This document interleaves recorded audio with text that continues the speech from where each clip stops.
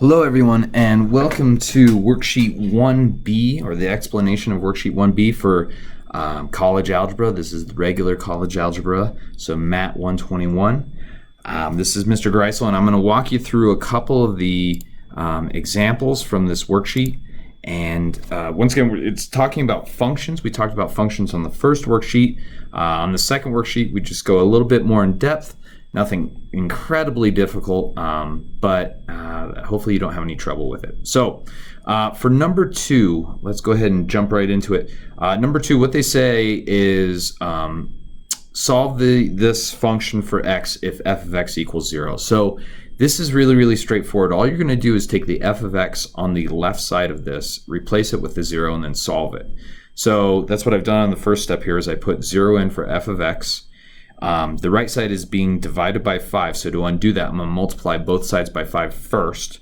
Multiply both sides by 5, the 5 cancels off, and 5 times 0 is still 0 on the left side.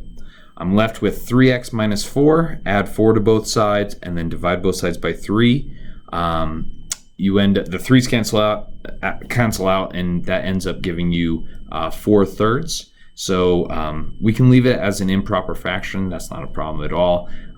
Or you could put 1 1/3 if you'd like, but that is the final answer to that.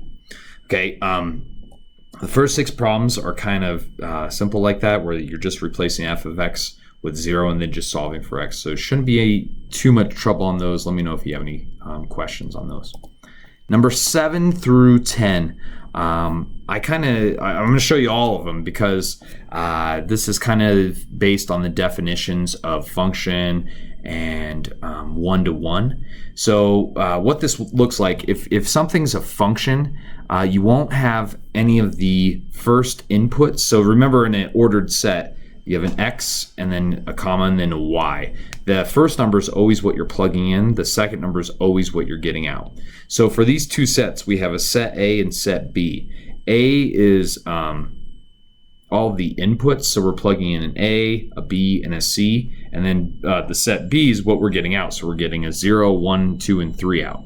Now, 7 through 10 are just describing what's happening in each of those. So for the first one, I said it's not a function, and the reason it's not a function is because we have C mapping to 2, and I circled it. C is mapping to 2, and C is also mapping to 3. Well, we said for the definition of a function, you can't have a single input, which in this case would be C, going to 2 different spots. So since there's a repeat there and they're not going to the same location, we say this is not a function. And since it's not a function, we don't have to worry about anything with one-to-one, because if it's not a function, it's not one-to-one. Okay. Number 8. This one is a function because none of those inputs repeat. So we have A, B, C. None of those repeats, so we're good to go there. So we say, yes, it is a function. Now, with the one-to-one part, what we look at is the outputs. So in this case, we have 1, 2, and 3. Since none of those are duplicates, then we say it's one-to-one. If there were any duplicates, we would say it's not one-to-one. Okay. Number 9. All of the inputs are unique. We have a 1, a 0, a 2, and a 3. So none of those repeats, so we're good to go there. So we say it's a function, but it's not one-to-one. And the reason it's not a one-to-one is because we plug in a 1, we get out an A. We plug in a 0, we get out an A. Since those are both mapping to A, it's not one-to-one. Okay. Number 10. This is a function because C, B, and A are all unique. They're all different, so that's a function. And once again, it's not going to be one-to-one because we have C mapping to a 0 and B mapping to a 0. So that's not one-to-one, but it is a function. Okay, so let's look at number 12. So for number 12, this is just function notation, okay? So I did the entire number 12, so I think it's A, B, C, and D. I think there's 4 parts to it. So the first part's really easy. If you have a function, you might remember function notation, but basically this is saying, let's plug in a 2 for x and see what you get out, basically. So f of 2 means you take 2, replace the x with it. So in our case, we have 2 times 2 to the second power plus 4. So remember PEMDAS from the last worksheet, 2 squared is 4, 4 times 2 is 8. So that's how I got an 8 out front. And then I add that 4 at the back to it, and I get a final answer of 12. So that one's pretty straightforward. Hopefully that makes sense. For part B, now this is a little tricky. They put a -5 out front of the f of 0. Well, what I did was I just figured out what f of 0 was first, and then at the very, very end, you multiply it times -5, okay? So I plugged in 0 for x. 0 squared is 0, times 2 is 0, add 4 to it, you get 4, okay? So then I bring this -5 down and I multiply it times this 4 that I found for f of 0. -5 times 4 is -20, and that is all done. So they can put whatever they want outside the function, so just figure out what the function is first and then do whatever they ask. So in this case, it was multiplying by -5. Part C says plug in x plus 3 in for x, basically. So we're just going to replace that x with x plus 3. So it's kind of a pain in the butt, especially on this one, because you have to FOIL this all out. But I plug in x plus 3. That's being squared. So do not make the mistake in thinking you like distribute that square or something like that. You don't do that. So you got to do x plus 3 times x plus 3. If you FOIL that correctly, and I didn't really show my work here, but x times x is x squared, x times 3 is 3x, 3 times x is 3x, 3x plus 3x is how I got the 6x, and then 3 times 3 is 9, so that's how I got that. Now the 2 is still out front, so I distribute it into those parentheses, and I get 2x squared plus 12x plus 18. Get rid of the parentheses because you don't need them anymore, and then I have that plus 4 on the outside. Now it's all together, so I add the 18 and 4, and you get 22 at the end. So our final answer is 2x squared plus 12x plus 22. Okay. Part D. Now part D is very, very tough. This is like those later problems on worksheet 1A where we're kind of using this to find the derivative. So first thing I did is I found f of x plus h. Well, I plugged in x plus h, and this is going to get gross, but it happens. So x plus h, if you FOIL that out correctly, you get x squared plus 2xh plus h squared. 2 is still out front, and plus 4 is still out back. So that's the first part, and you have to understand that before you get any further, or else you get confused.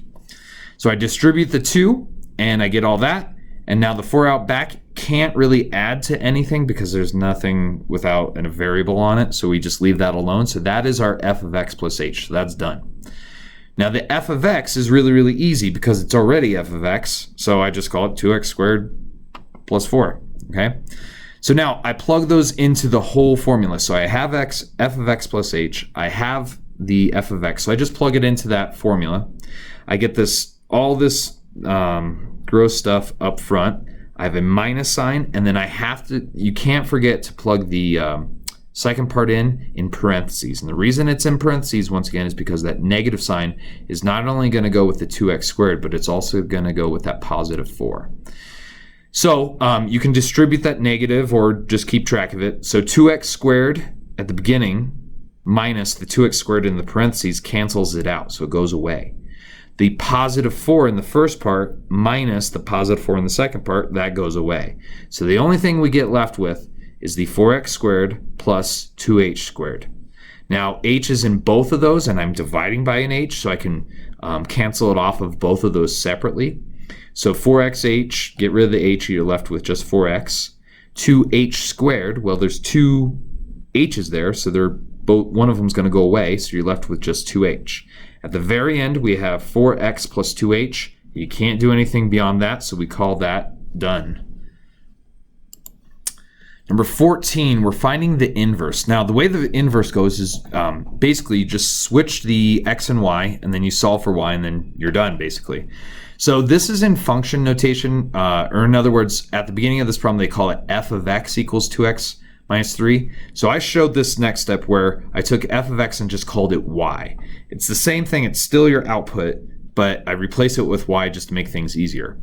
Then the next step is I switch the x and y. So y goes where x is, x goes where y is, and I end up with x equals 2x minus 3. Now, all I have to do here is just solve for y. So I add 3 to both sides, and then I divide by 2 to get rid of that 2 in front of the y. You end up with y equals x plus 3 divided by 2. Now at the very beginning of the problem, I switched f of x to y, so I'm going to undo that. Now when I undo that, it's not going to be just regular f of x because f of x is 2x minus 3. we've done the inverse now, so we call it f, and then we put this little -1 as like a exponent, but it's not, don't think of it as an exponent. That's just a way of writing the inverse of f of x. So the inverse of f of x is now this x plus 3 divided by 2, and that is all done. Number 20, you're doing the same thing here, but they just get more complicated. That's all they're doing. So first thing I did was switch this to y equals the square root of 4 minus x squared. I switched the x and y like you do, and now all I have to do is solve for y. So first step was to get rid of that square root, so I square both sides, and now x is squared. I get rid of this 4 by subtracting it, and now there's a negative in front of this y squared that I can't ignore, so I divide both sides by a -1. What that -1 does is it changes the signs of both of the things on the left. So now x squared becomes -x squared, -4 becomes +4, so that's all done. Now the last step is I have to get rid of this y squared, so I'm going to square root both sides. So now y equals the square root of -x squared minus 4. That's all done, and now all we have to do is figure or switch the y back to f of x notation, and it's an inverse, so we put the little -1 there, and now the inverse of f of x is equal to the square root of -x squared minus 4. All right, down at the bottom, this is kind of like a review of some old stuff. Hopefully you haven't forgotten this. I think there's a couple ahead of this that are a lot easier, but if you understand this problem, you understand all of them. Okay, what we have here is a inequality, because there is no equal sign. It's saying one side's bigger than the other. And then we also have some absolute values. So here's how you kind of treat those. So first thing I need to do is I need to isolate or get this absolute value all by itself. So I'm going to get rid of the 7 and this 2, and then I'm going to deal with the absolute value. So to get rid of the +7, I subtract 7. That's easy enough. To get rid of the times 2, I'm going to divide by 2, and that goes away. So 14 divided by 2 on the right side. So now we're left with 5 minus 3x. Absolute value of that is less than 7. Well, I'm going to split this up into 2 versions. The first version is going to be exactly the same as it is, with the absolute value bars removed. So we have 5 minus 3x is less than 7. Okay, and we're going to solve that one. The other version is exactly the same, but now the 7 on the right side becomes negative, because you can have a negative version.